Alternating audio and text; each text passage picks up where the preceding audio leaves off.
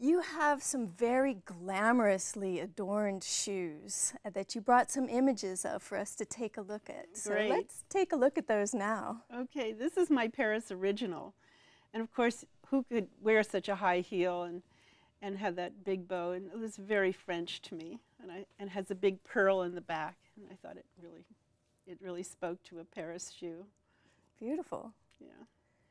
So the next one is actually an old collar that had diamonds and pearls on it, and I was imagining it would be, and it has a French bow and a big brooch in the centerpiece, and so that I was really successful, and that came together. So I was really thrilled with that. And I can imagine that in a window of a jewelry store with pearls coming out of it. Very sparkly. Yes. I'm the sparkle queen. So. Definitely. So the next one, of course, is Cher with her big floral, and that really spoke to Cher. It has the whole shoe is pretty amazing. Yeah, that's her headdress. So those are feathers in the back? Yes. Beautiful. And this one is Rooster Strut, and of course you'd want to make an entrance and strut your stuff in the Rooster Strut, and that's really fun. So those are some of the glamorous ones. So those are beautiful. Thank you. Very nice. So people don't wear these shoes, No, right? they're not wearables. No, they're sculptures. Yes, They're yes. beautiful sculptures. Excellent. So when you're in your studio, what do you do to plan these shoes, and how do you go about creating such wonderful art? You know, it isn't a shoe. It's many different ideas that I have. I have so many, and I have a wonderful outdoor studio that's actually a potting shed, and that's where I do all my smashing. And I do a lot of mosaics and pieces and shards of stuff, and I keep them all separate in different drawers and different places so that I can call upon them. I love collecting glass shards and pottery and things like that. So then, you know, I have an idea for a shoe, and then I can start to form the pieces together and see how they fit. And if I need to collect more, I'm out there collecting more.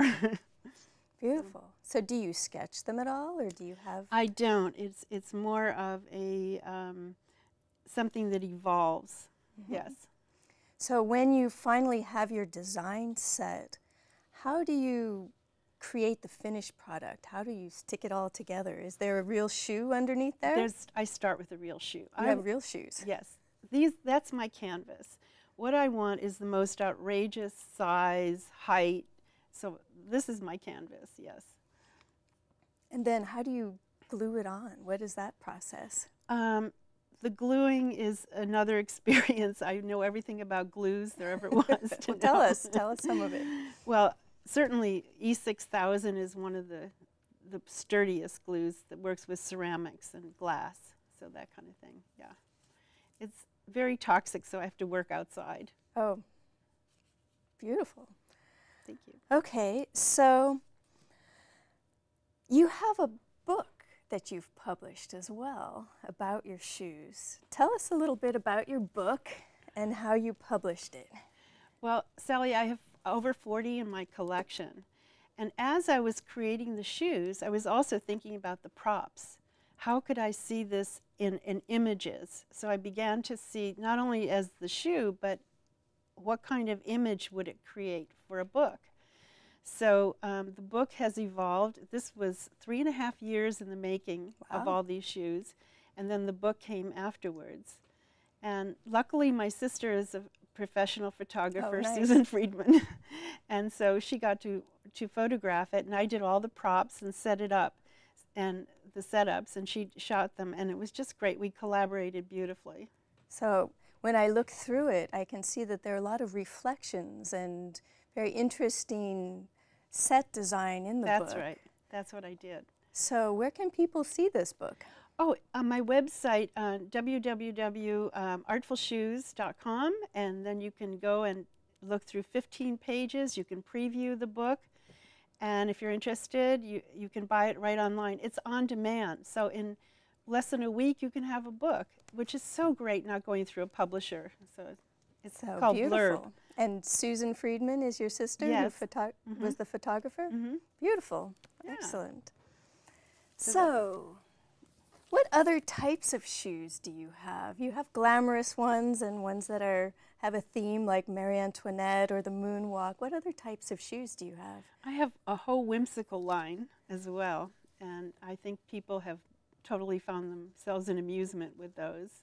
Yes. So whimsical, how are they whimsical?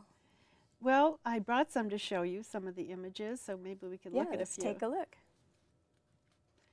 Actually, this one I hand dyed and put together. It was quite an experience. I have so many different facets to myself. So dyeing is part of things I've done, working with fabrics and things like that. So you also dye? Yes. Oh, wow.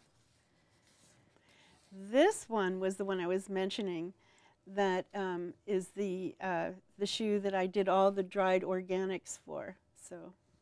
So how did you do that? Tell us about the process. What did you do?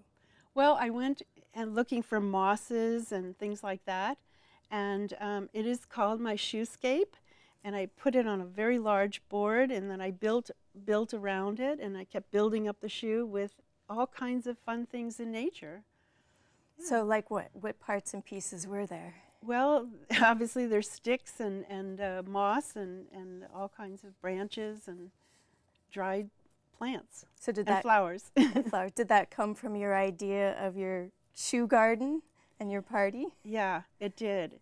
In fact, I have several of those, and then I've done shoe lamps. I have shoe shrines. There's no end. You have shoes everywhere. Shoe everything. And if you come to my house, you'll see shoes with planted, with plants in them, so succulents and things like that. Beautiful. Okay. Yeah. Did you bring other images? Yeah, I brought a few more. Oh, this one is definitely whimsical. It's a clown shoe, as you can see, and then all the babies are there, and there's actually a stork bringing more babies on board, and the poor mother. So tell us about it. Tell us the story. The old woman in the shoe. She had so many children. This one is my favorite one. It's actually a boudoir shoe, and the inspiration for this was the little piece in the middle, and that was just so inspiring to me. It's a powder puff, a very old powder puff, and then I built ribbon tree and things around it. It's beautiful. Yeah, thank you. Well, this one is quite unusual. This is the Watch Your Step shoe, and obviously it's made out of shoe parts, and it's all made from shoe parts, and it's collaged first, and then I started adding watch bands and crazy things. There's Mickey Mouse watches. On one side of it, there's little things to spin and turn. Wow, what was your inspiration for that? Well, actually, I thought, oh, I want to do a dolly shoe with dripping watches. So Salvador Dali? Salvador Dali. So, but it became my shoe, something. Well, but that was my inspiration. I really like the name of it, Watch Your Step. Watch Your Step. Very nice. Thanks. Very nice. Yeah. So. And then this one is the bridal shoe.